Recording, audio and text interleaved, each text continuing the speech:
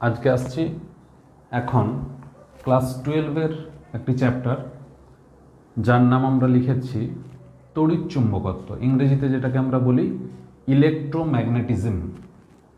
এই চ্যাপ্টারে আরও একটা নাম আছে যেটাকে আমরা বলতে পারি তড়িৎ প্রবাহের চুম্বকীয় ফল, অর্থাৎ magnetic effects of steady current.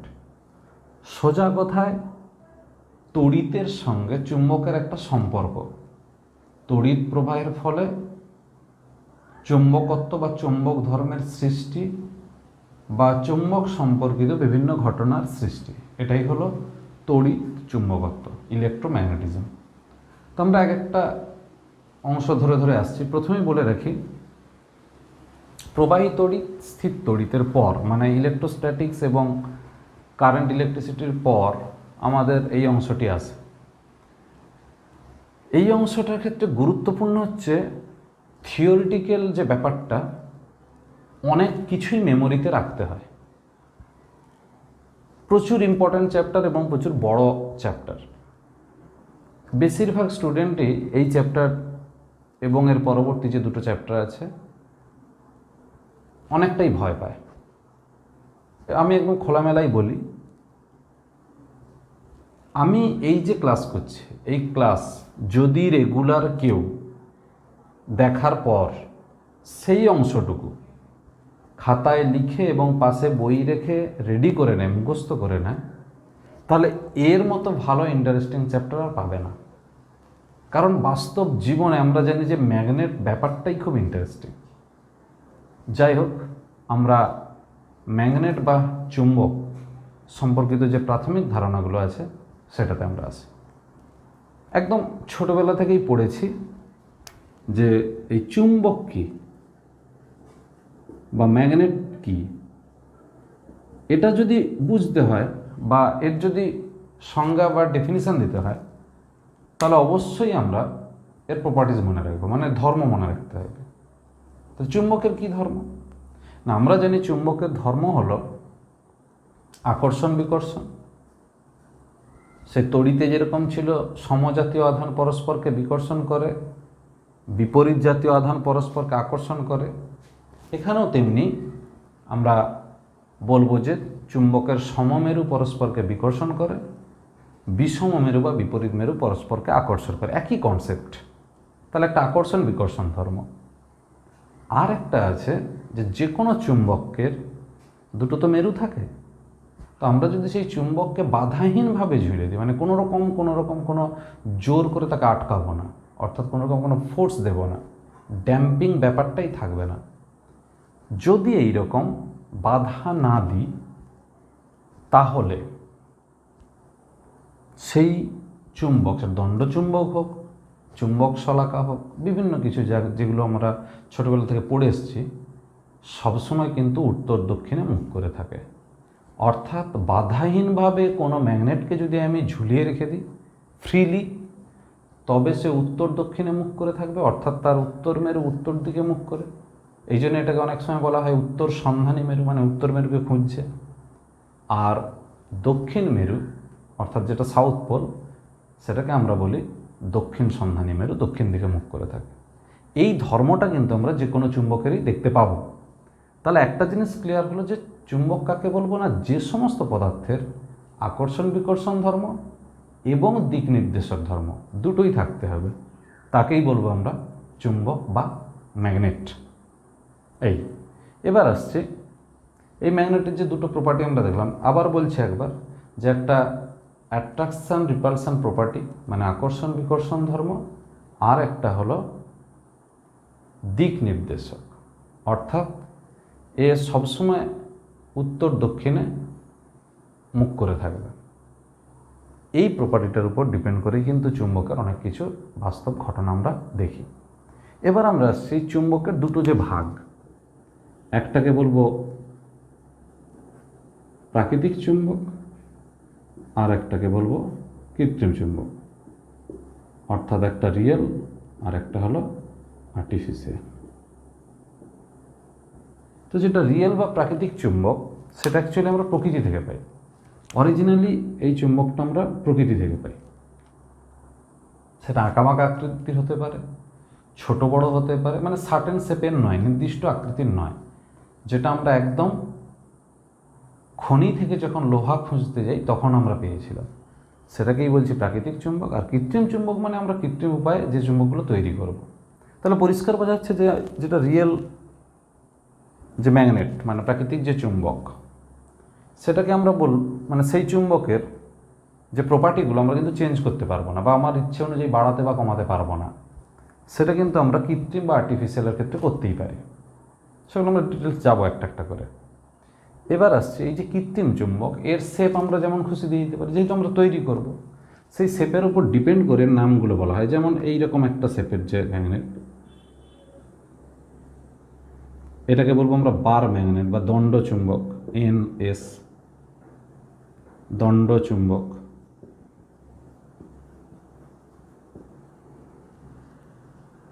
এইরকম দেখতে যে ম্যাগনেটটি থাকবে, একদিকে N একদিকে S, এটাকে বলবো ম্যাগনেটিক নিডল বা সূচি চুম্বক, আর এটাকে বলছি বার ম্যাগনেট। এটাকে সূচি চুম্বক বলে বা চুম্বক শলাকাও বলে।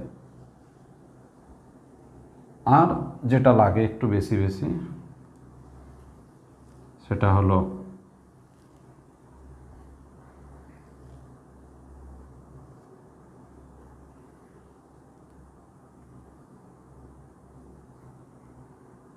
NS। এটাকে বলে আমরা ইউর মতো দেখতে বলে ইউ আকৃতির চুম্বক, অথবা বলবো অশ্বক্ষুরাকৃতি মানে হর্স নাল শেপড ম্যাগনেট, অথবা ইউ শেপড ম্যাগনেট। তো এই হলো আমাদের তিনটে বেশি বেশি ইম্পর্ট্যান্ট, এই জন্য এই তিনটেই আমরা উল্লেখ করলাম। এবার আমরা আসছি এই যে ম্যাগনেটের, মানে আমরা বার ম্যাগনেট নিয়ে বেশি বেশি আলোচনাটা করবো, বা দণ্ড চুম্বক নিয়ে। এই চুম্বকের এই যে মাঝামাঝি বিন্দু, এই অঞ্চলটাতে কিন্তু আকর্ষণ বিকর্ষণ ক্ষমতা নেই বললেই চলে। এই জন্য এটাকে আমরা বলবো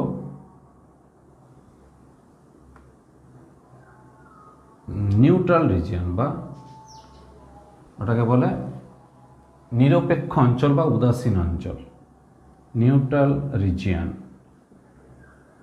উদাসীন অঞ্চল। আর একদম মিড পয়েন্টটাকে বলবো উদাসীন বিন্দু বা নিউট্রাল পয়েন্ট। একইভাবে এই যে অংশ আর এই যে অংশ, মানে দুধারের এই যে অংশ দুটো, একে আমরা বলবো মেরু অঞ্চল বা পোলার রিজিয়ন। মেরু অঞ্চল,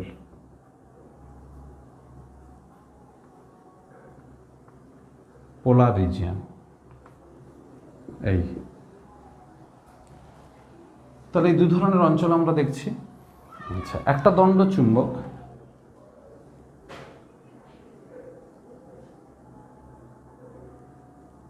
এর একদম মাঝামাঝি, মানে এরকম যদি আমি একটা লাইন কল্পনা করি, সেই সোজা যে ভার্টিক্যাল প্লেন, মানে লম্বালম্বিভাবে যদি আমরা তাকে দুভাগ করি, তাহলে যে মিড পয়েন্টে যে মিড লাইনটা আমরা পাবো, সেই লাইনের সোজাসুজি যদি আমরা ভার্টিক্যাল প্লেন একটা ইমাজিন করি, মানে উলম্ব তল আমরা কল্পনা করি, তাহলে আমরা বলবো সেটাকে ম্যাগনেটিক মেরিডিয়ান বা চৌম্বক মধ্যতল।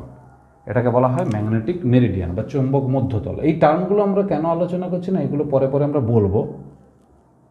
চৌম্বক মধ্যতল বা ম্যাগনেটিক মেরিডিয়ান, সেই জন্য আমি আগে থেকে একটু আলোচনা করে নিচ্ছি। এবার আমরা যেটা আসছি যে ম্যাগনেটিক ফিল্ড বা চৌম্বক ক্ষেত্র কাকে বলে।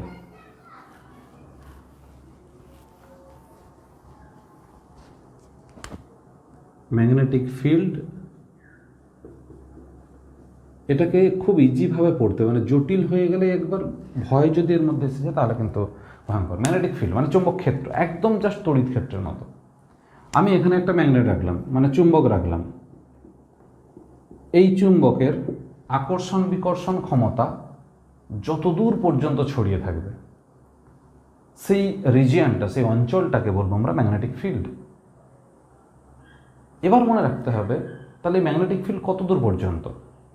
না, আমি যদি এখানে এরকম একটা ম্যাগনেট রেখে দিই, এই ম্যাগনেটের জন্য অ্যাট্রাকশান এবং রিপালশন প্রপার্টি যে কোনো একটা ম্যাগনেটিক সাবস্টেন্স মানে চৌম্বক পদার্থের উপর, মানে লোহা, নিকেল, কোবাল্ট এদের উপর এর আকর্ষণ বিকর্ষণ ক্ষমতা বজায় থাকবে। আমরা বাস্তব ক্ষেত্রে কি দেখি, যে সামনাসামনি হলে লোহাটাকে টেনে নেয়, কিন্তু দূরে হলে টানতে পারছে না। এটা আমরা বাস্তব ক্ষেত্রে দেখি, কিন্তু অ্যাকচুয়ালি ফ্যাক্ট এটা নয়। ফ্যাক্ট হচ্ছে যে এর চারপাশে যত দূরেই জিনিস থাকুক না কেন, সেটাকে কিন্তু আকর্ষণ বা বিকর্ষণ করতে পারে। যত দূর মানে কত দূর? একদম ইনফাইনাইট অবধি, মানে অসীম দূরত্ব পর্যন্ত। এই যে অসীম দূরত্ব পর্যন্ত আমরা এর আকর্ষণ বা বিকর্ষণ ক্ষমতা বিবেচনা করছি, তাহলে এখন বলতে পারি এর দরুন বা এর চৌম্বক ক্ষেত্র অসীম দূরত্ব পর্যন্ত বিস্তৃত। সেখানে বিভিন্ন বিন্দুতে কিন্তু বিভিন্ন রকম, মানে কাছে থাকলে বেশি, দূরে যত দূরত্ব বাড়বে তত কমবে, সেটা ঠিক আছে, কিন্তু কাজ তো করে। তাহলে এখন প্রশ্ন হচ্ছে, তাহলে এত দূরে থাকলে টানতে পারছে না কেন? না, এর চৌম্বক আকর্ষণ ক্ষেত্রটা বা আকর্ষণ বলটা এতটাই কম যে ওকে টেনে নেওয়ার মতো নয়, এই জন্যে। এবার আসছি যে এই চুম্বকের জন্য এই যে বিভিন্ন বিন্দুতে যে চৌম্বক বলরেখা, সেই কনসেপ্টটা বলরেখা মানে এখানে যদি একটা দণ্ডচুম্বক থাকে, এনএস ধরলাম, তাহলে এইখানে আমি যদি একটা চৌম্বক পদার্থ রাখি, মানে লোহা, তাহলে একে সে কোন রাস্তা বরাবর টানবে, বা এখানে রাখলে কোন রাস্তা বরাবর টানবে, এখানে রাখলে কোন রাস্তা বরাবর। অর্থাৎ আমি চৌম্বক ক্ষেত্র যতটা, সেই চৌম্বক ক্ষেত্রের কোন বিন্দুতে বা কোনো বিন্দুতে আমি যদি রাখি কোনো একটা চৌম্বক পদার্থকে, তাহলে সেই চৌম্বক পদার্থটাকে কীভাবে আকর্ষণ বা বিকর্ষণ করবে, সেইটা আমরা দেখব কিছু কাল্পনিক রেখার সাহায্যে, যেটা আমরা আঁকতেও পারি, মানে কাল্পনিক কিন্তু আমরা তাকে আঁকতে পারবো, টেকনিক আছে। তো সেই রেখাগুলোকে, কাল্পনিক রেখাগুলো, যেমন আমি একদম সিম্পলভাবে বলি, ধরলাম যে একে টানবে এই রাস্তা বরাবর, তাহলে আমি এখন আঁকতে পারি এই দিকে। যদি একে এই দিকে টানে, তাহলে এই দিকে। এই যে লাইনগুলোই আমরা ইমাজিন করছি বা এঁকে ফেলছি, এইগুলোই হলো চৌম্বক বলরেখা। কিন্তু আমি যতটা সহজে আঁকছি এতটা সহজে নয়, নির্দিষ্ট বৈশিষ্ট্য আছে। সেই বৈশিষ্ট্যগুলোকে এবার আমাকে কিন্তু দেখতে হবে। এবার আমি বলি যে এই দণ্ডচুম্বকের জন্য আমি যেটা চৌম্বক পদার্থ রেখে বোঝালাম, এটা কিন্তু অ্যাকচুয়ালি চৌম্বক পদার্থ রেখে বিবেচনা করা হয় না। কী রেখে বিবেচনা করা হয়? একটা বিচ্ছিন্ন চৌম্বক উত্তর মেরু, মানে একটা আইসোলেটেড ম্যাগনেটিক নর্থ পোল। এখন প্রশ্ন উঠবে যে তাহলে আমি বিচ্ছিন্ন উত্তর মেরু কোথায় পাবো? যেখানেই উত্তর মেরু আছে সেখানেই একটা দক্ষিণ মেরু আছে। হ্যাঁ, তার মানে আমরা কিন্তু দক্ষিণ মেরুটাকে অ্যাভয়েড করব, অর্থাৎ আমাকে যে কোনোভাবে উত্তর মেরুটাকে নিয়ে কাজ করতে হবে। একটা চুম্বকের দুটো মেরু থাকতেই পারে, সে টেকনিক আছে, আমরা সেই টেকনিকগুলোতে অতটা যাব না। আমাদেরকে মনে রাখতে হবে এই যে কাল্পনিক রেখা, মানে যে রেখা বরাবর আমরা আকর্ষণ বিকর্ষণগুলো বিবেচনা করছি, সেই কাল্পনিক রেখাগুলোকে বলে চৌম্বক বলরেখা, ম্যাগনেটিক লাইন্স অফ ফোর্স বা ম্যাগনেটিক ফিল্ড লাইন্স। এই চৌম্বক বলরেখার যে বৈশিষ্ট্য, সেগুলো কিন্তু আমরা একটু পরে আলোচনা করব। তার আগে এই চৌম্বক ক্ষেত্র যেমন চুম্বক দ্বারাও সৃষ্টি হতে পারে, তেমন আরও একটা উপায় সৃষ্টি হয় কারেন্ট পাঠালে। অর্থাৎ আমি যদি কোনো একটা তারের মধ্য দিয়ে প্রবাহ পাঠাই, অর্থাৎ কারেন্ট ফ্লো করে কোনো একটা ওয়্যারের মধ্য দিয়ে, তখন সেই ওয়্যারের চারপাশে একটা ম্যাগনেটিক ফিল্ড তৈরি হয়, একটা চৌম্বক ক্ষেত্র তৈরি হয়। যে চৌম্বক ক্ষেত্র কিন্তু আকর্ষণ বা বিকর্ষণটাই বোঝাবে, অর্থাৎ ওই এরিয়ার মধ্যে কোনো বিন্দুতে কতটা আকর্ষণ বা বিকর্ষণ বল সেটাই বোঝাবে। সেই চৌম্বক ক্ষেত্র সৃষ্টি হবে। এটা কার জন্য? দণ্ডচুম্বকের জন্য নয়, একটা তারের মধ্য দিয়ে প্রবাহ গেলে। সেটা যদি আমাকে ডিটেলস জানতে হয়, তাহলে আমরা ওরস্টেডের পরীক্ষাতে যাব, যেটা তোমরা মাধ্যমিকেও কিছুটা পড়েছিলে। সে ওরস্টেডের পরীক্ষাতে আসছে এবার।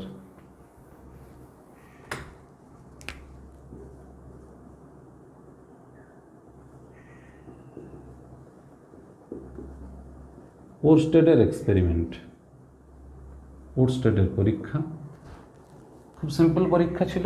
কি? একটা তারের মধ্য দিয়ে কারেন্ট যাচ্ছে এই দিকে, তার মানে কি এটা প্লাস, এটা মাইনাস। অর্থাৎ আমি তারের এই প্রান্তটাকে ব্যাটারির প্লাসের সঙ্গে জুড়ে দেবো, এই প্রান্তটাকে ব্যাটারির মাইনাসের সঙ্গে জুড়ে দেবো। তাহলে প্লাস মাইনাস, তার মধ্যে একটা কারেন্ট যাচ্ছে। যখনই কারেন্টটা যাবে এর নিচে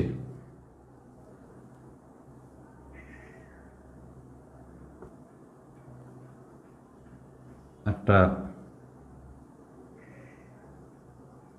চুম্বক শলাকা রাখলে, যদি চুম্বক শলাকার এই দিকটা উত্তর মেরু, এই দিকটা দক্ষিণ মেরু, অর্থাৎ বাস্তব জীবনে এটা এন এটা এস, এটা উত্তর দিক এটা দক্ষিণ দিক, তাহলে আমরা বুঝতেই পারছি যে কারেন্টটা যাচ্ছে দক্ষিণ থেকে উত্তর দিকে এবং যে তারের মধ্যে দিয়ে প্রবাহ প্রবাহিত হচ্ছে সেই তারের নিচে একটি চুম্বক শলাকা রাখা আছে, অর্থাৎ ম্যাগনেটিক নিডল রাখা আছে, চুম্বক শলাকা।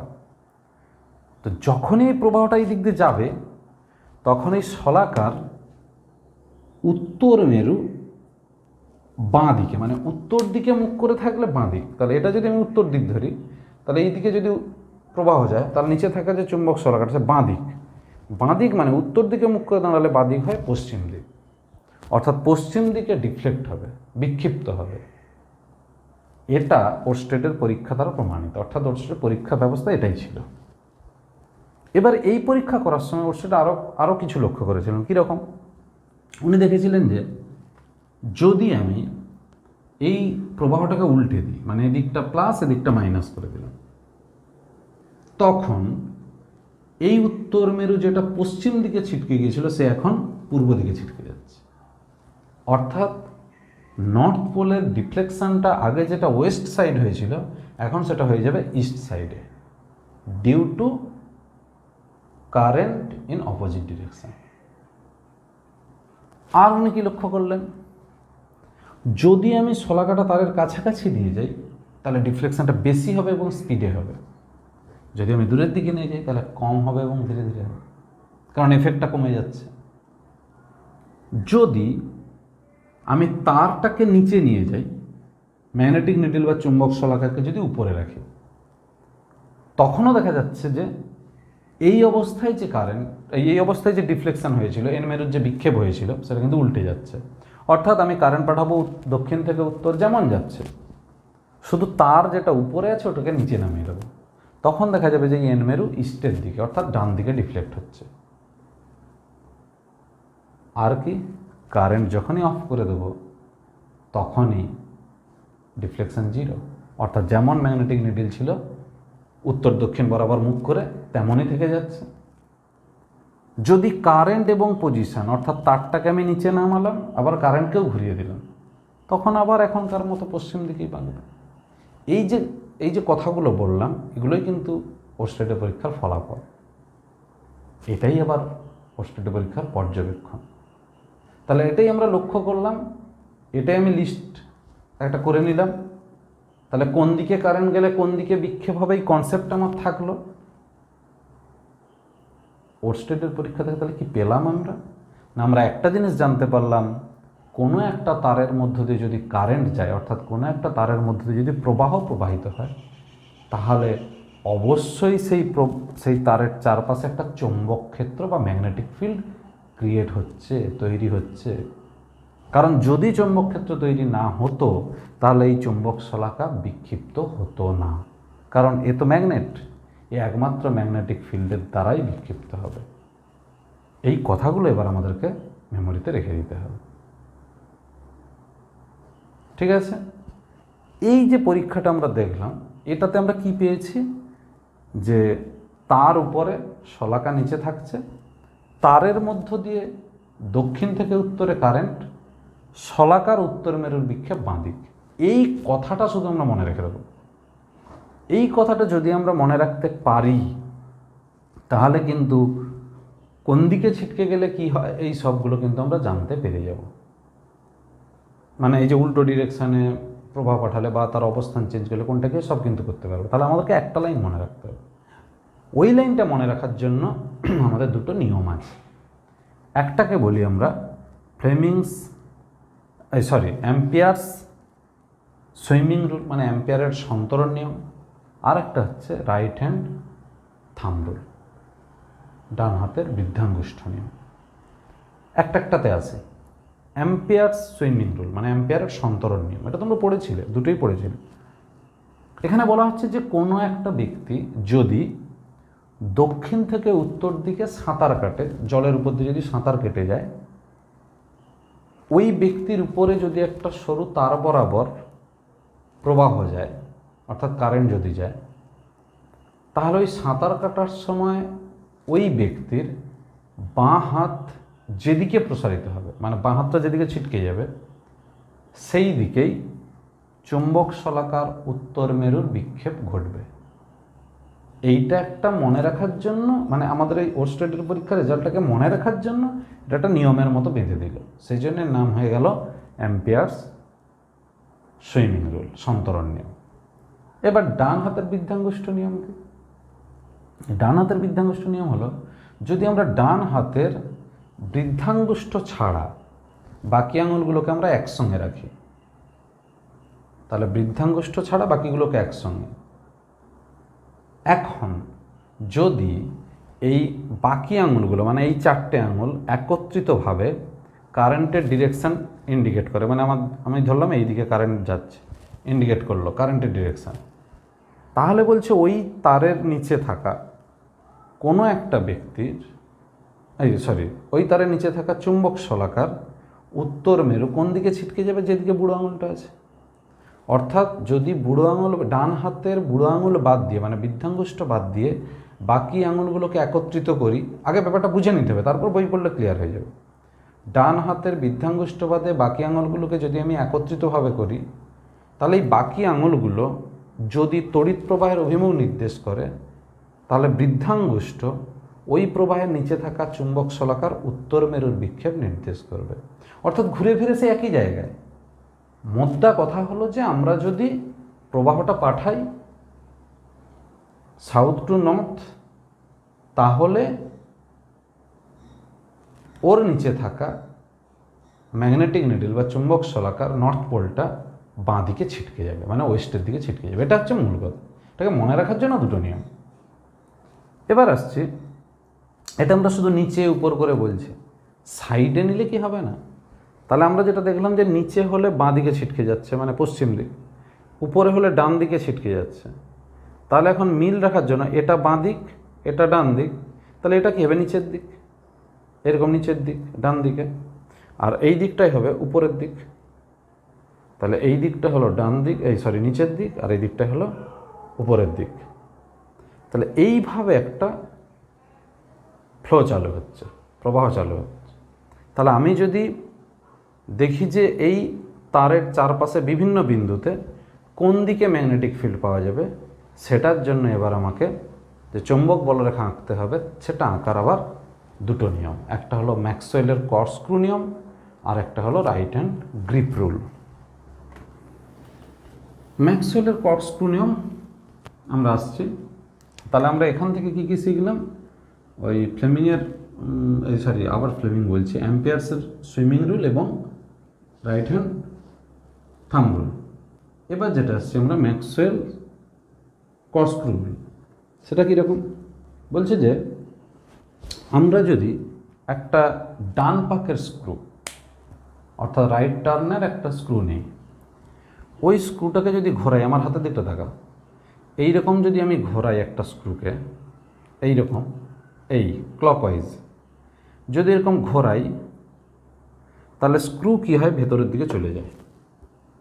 তাহলে আমরা যদি একটা স্ক্রুকে এইভাবে ঘোরাই, তাহলে স্ক্রু কী হয়? ভেতরের দিকে চলে যায়, অর্থাৎ পেনিট্রেট করে। তাহলে এখন প্রশ্ন আসছে যে স্ক্রু যে দিকটা যাচ্ছে সেই দিকটা আমি তাহলে কারেন্ট বলি।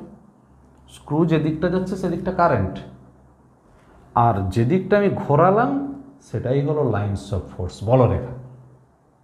তাহলে এই ছবিটাকে যদি আমরা আঁকি, তাহলে এইরকম হবে। উপরের দিক যদি হয়, তাহলে আমরা যদি কোনো একটা স্ক্রুকে উপরের দিকে লাগাই, তাহলে এইভাবে আমাকে ঘোরাতে হবে, এইরকম। সেই জন্য এখানে যে ছবিটা আসবে এই,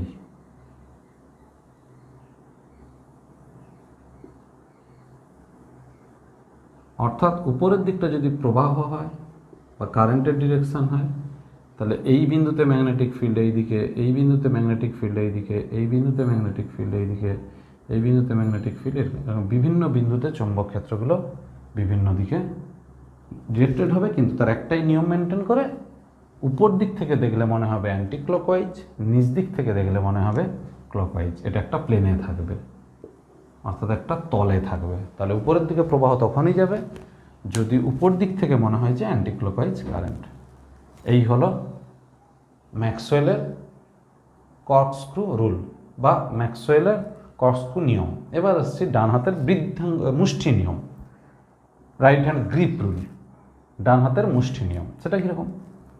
আমি যদি একটা তারকে এইভাবে জাস্ট মুঠো করে ধরি, গ্রিপ মুঠোর মধ্যে ধরলাম, যদি এই আঙুলটা প্রবাহের অভিমুখ বোঝায়, এই যে উপরের দিকে যাচ্ছে মানে কি কারেন্ট, তাহলে এই যে বাকি আঙুলগুলো এই যে বেঁকে আছে, এই যে বাঁক, এই রকম বাঁক, এই যে বেঁকে আছে, এটাকেই বলবো আমরা ডিরেকশন কারেন্টের। ভুল বললাম। তাহলে এই দিকটা হচ্ছে আমার লাইনস অফ ফোর্স, বলরেখা। তাহলে বুড়ো আঙুলটি যদি তড়িৎ প্রবাহের অভিমুখ নির্দেশ করে, তাহলে এই থাম যদি আমাকে কারেন্টের ডিরেকশন দেয়, তাহলে এই যে বাকি আঙুলগুলো যেগুলো আছে এইগুলো সব আমাকে চৌম্বক বলরেখা নির্দেশ করবে, magnetic lines of force indicate করবে। তাহলে চৌম্বক বলরেখা আর এই দিকে হচ্ছে কারেন্ট। তাহলে এই ছবিটাই দাঁড়াচ্ছে। অর্থাৎ একই ঘটনা, একটা জিনিসে তাকে মনে রাখার জন্য দুটো করে নিয়ম। ওরস্টেডের পরীক্ষাতে আমাদের মূল কথা ছিল যে দক্ষিণ থেকে উত্তরে কারেন্ট যাবে, তার নিচে যে চুম্বক শলাকা থাকবে তার উত্তর মেরু পশ্চিম দিকে বেঁকে যাবে। এই ঘটনাটাকে মনে রাখার জন্য দুটো নিয়ম ছিল। এখন বলছে যে যদি আমি কোনো একটা তলে কারেন্টটাকে আমি অ্যান্টি ক্লকওয়াইজ করি উপর থেকে দেখলে, তাহলে একটা স্ক্রুকে যদি আমি অ্যান্টি ক্লকওয়াইজ ঘোরাই, তাহলে কারেন্টের ডিরেকশন কোন দিকে হবে? যেদিকে স্ক্রু এগিয়ে যাচ্ছে। আর স্ক্রুটাকে যেদিকে ঘোরাচ্ছে সেটা হলো লাইনস অফ ফোর্স, চৌম্বক বলরেখা। এই ব্যাপারটা আমরা বুঝবো এখান থেকে। তাহলে এই যে ছবিটা আঁকলাম, এটা নিশ্চয়ই একটা সরু লম্বা তারের জন্য। এখন যদি এই তারটাকে বাঁকিয়ে দেওয়া হয়, কীরকম?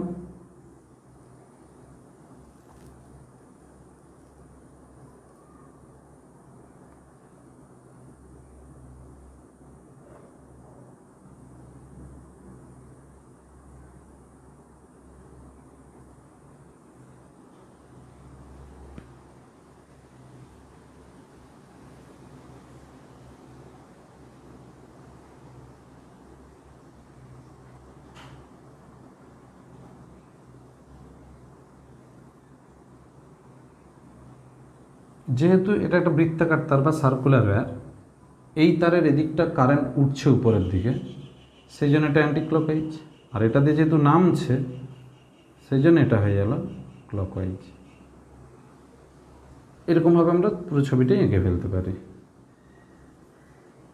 তো এর জন্য এটা আমাকে খেয়াল রাখতে হবে। তাহলে এটা হচ্ছে বৃত্তাকার পরিবাহিতার, আর এটা হলো দীর্ঘ ঋজু পরিবাহিতা। তাহলে একটা জিনিস ক্লিয়ার হলো যে সোজা তার হোক আর বাঁকা তার হোক, চৌম্বক ক্ষেত্র তৈরি হচ্ছে।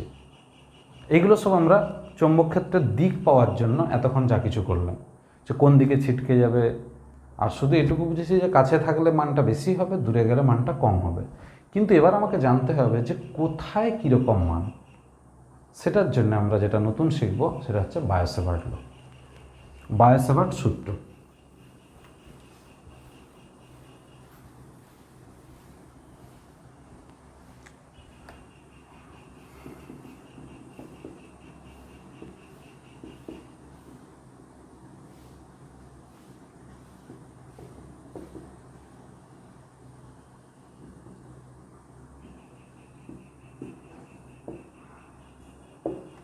বায়ো-স্যাভার্ট সূত্র বলছে যে যদি আমি একটা তারের মধ্য দিয়ে প্রবাহ পাঠাই, সে সোজা তার হতে পারে, বাঁকা তার হতে পারে, এই প্রবাহের জন্য তার চারপাশে কোথাও একটা চৌম্বক ক্ষেত্র তৈরি হবে। তার হিসাবটা কীরকম হবে? আগে আমি এসআইটা বলি।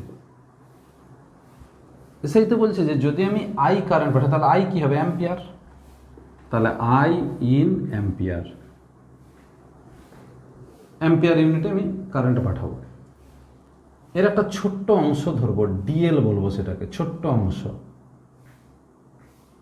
ডিএল। তাহলে এই ডিএল অংশের জন্য কোনো একটা বিন্দুতে, পি বিন্দু, যে এটা ডিএল থেকে আর দূরত্বে আছে। পি বিন্দুতে চৌম্বক ক্ষেত্র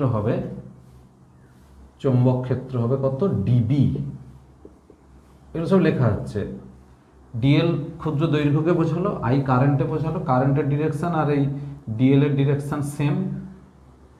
আর এর ডিরেকশনটা এখান থেকে এই দিক, পি বিন্দুর দিক, তাহলে প্রবাহের ডিরেকশনটা এই দিক। আর পি বিন্দুতে চৌম্বক ক্ষেত্র কি হবে, বি, এটা হবে ডিবি। তাহলে ডিএল ক্ষুদ্র অংশের জন্য, due to small elementary length dl, P বিন্দুতে চৌম্বক ক্ষেত্র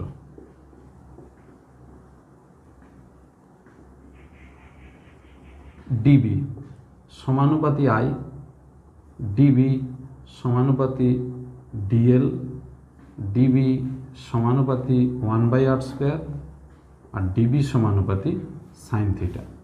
থিটাটা কি, এই যেদিকে কারেন্ট যাচ্ছে আর যে দূরত্বে আমরা মাপবো, এই যে আর ভেক্টর এবং যেদিকে কারেন্ট যাচ্ছে এদের মধ্যে অ্যাঙ্গেলটা হলো থিটা, তাহলে সাইন থিটা। তাহলে অতএব dB proportional to I dl sine theta by r²। DB equal to একটা কনস্ট্যান্ট আসবে, মুখস্থ রাখতে হবে, μ0/4π I dl sine theta by r²। μ0 হলো 4π ইন্টু 10⁻⁻⁷, একদম মুখস্থ রাখতে হবে, henry per metre, henry per metre. এটা আমরা ডিটেলসে পরে জানবো, এখন আমরা মুখস্থ রেখে দেবো, হেনরি পার মিটার বা weber ampere per metre, weber ampere per metre. এই এবার আমরা আসছি, এটা এসআই হলো সিজিএস। আচ্ছা, আমরা কিন্তু ডিবি অবধি হিসাবটা করেছি, পরে আমরা বাকি অংশটা দেখাবো। যদি সিজিএস হয় তাহলে কি হবে, তখন আই হবে in EMU current, I in EMU current,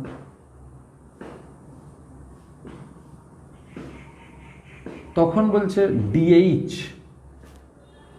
তখন আর ডিবি নয়, dH, dH proportional to I, এটা কিন্তু ইএমইউ প্রবাহ বা EMU current, dH proportional to dl, dH proportional to 1/r², dH proportional to sine theta. এখন হবে dH proportional to I dl sine theta by r², dH equal to হলো I dl sine theta by r²। এবার দুটোর নাম বলবো, এইখানে লিখে দিচ্ছি। বি হচ্ছে চৌম্বক ক্ষেত্র বা ম্যাগনেটিক ফিল্ড, চৌম্বক ক্ষেত্র প্রাবল্য, ম্যাগনেটিক ফিল্ড ইন্টেন্সিটি। ইংলিশগুলো একটু খেয়াল করবে, ইংলিশ টার্মগুলো বলছি। Magnetic field intensity, magnetic induction মানে চৌম্বক আবেশ, ম্যাগনেটিক ফ্লাক্স ডেন্সিটি মানে চৌম্বক প্রবাহ ঘনত্ব। এই চারটে নাম একদম আমরা মুখস্থ রেখে দেবো, যে কোনো মুহূর্তে লাগবে। আমি প্রথমেই বলেছি কিছু কিছু জিনিস মেমোরাইজ করতে হবে। আমি যদি বলি পারবো না, কিছু করার নেই এখানে, কারণ এগুলো মেমোরাইজ করলে তোমার পরের অংশগুলো বুঝতে খুব সুবিধা হবে।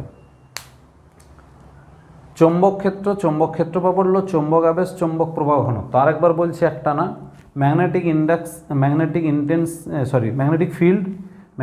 Field intensity, magnetic induction, magnetic flux density. এবার আসছি এইচের নাম হলো চৌম্বক প্রাবল্য। অনেকের মনে হতে পারে যে চৌম্বক ক্ষেত্র প্রাবল্য আর চৌম্বক প্রাবল্য একই, কিন্তু না, এটা হলো ম্যাগনেটিক ইন্টেন্সিটি। ফিল্ড কথাটা থাকছে না, ম্যাগনেটিক ইন্টেন্সিটি, ঠিক আছে। অথবা আমরা বলবো চুম্বকন ক্ষেত্র, মানে ম্যাগনেটাইজিং ফিল্ড। ম্যাগনেটাইজিং ফিল্ড, এটা ম্যাগনেটাইজিং ফিল্ড আর এটা হচ্ছে ম্যাগনেটিক ফিল্ড। ম্যাগনেটাইজিং মানে যে ম্যাগনেটাইজ করছে কাউকে। এবার এদের মধ্যে অনেক রিলেশন আছে, আমরা সেগুলো পরে পরে আসবো, আমি শুধু নামগুলো আজকে বলছি এখন। এবার আসছি এখানে, তাহলে এখানে কনস্ট্যান্টটা থাকলো না, তাহলে ইন সিজিএস এর ক্ষেত্রে তাহলে কি হলো? সিজিএস এর ক্ষেত্রে হলো যে বি এর জায়গায় বসছে এইচ। খেয়াল করে একটু, বি যেখানে যেখানে লিখেছি সেখানে এইচ। আচ্ছা, আই যেটা ছিল এটা ছিল ইন অ্যাম্পিয়ার, এটা এখন আসছে in EMU current. EMU current.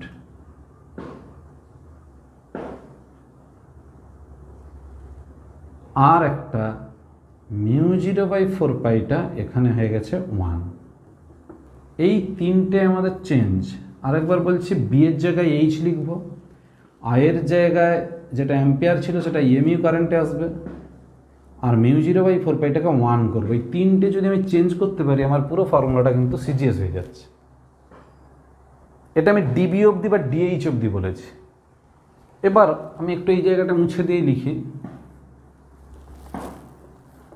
তাহলে বি ইজিক্যাল টু হবে summation of dB, summation of μ0/4 পাই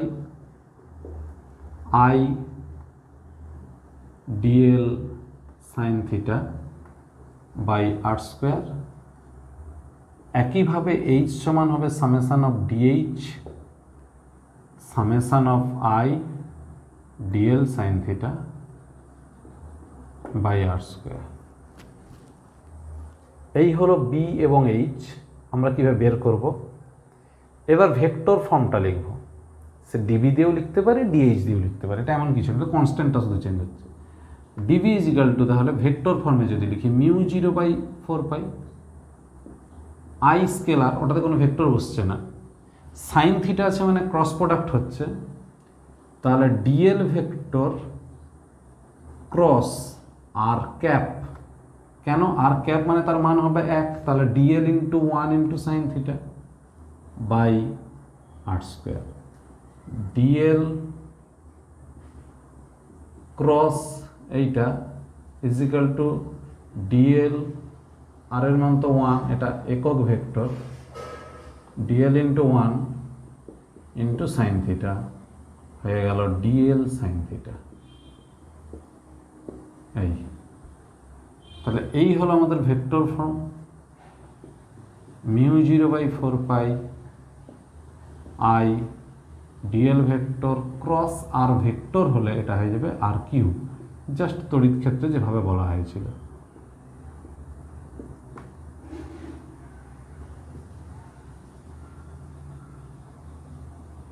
আজকে এই অবধি আমরা আলোচনা করলাম।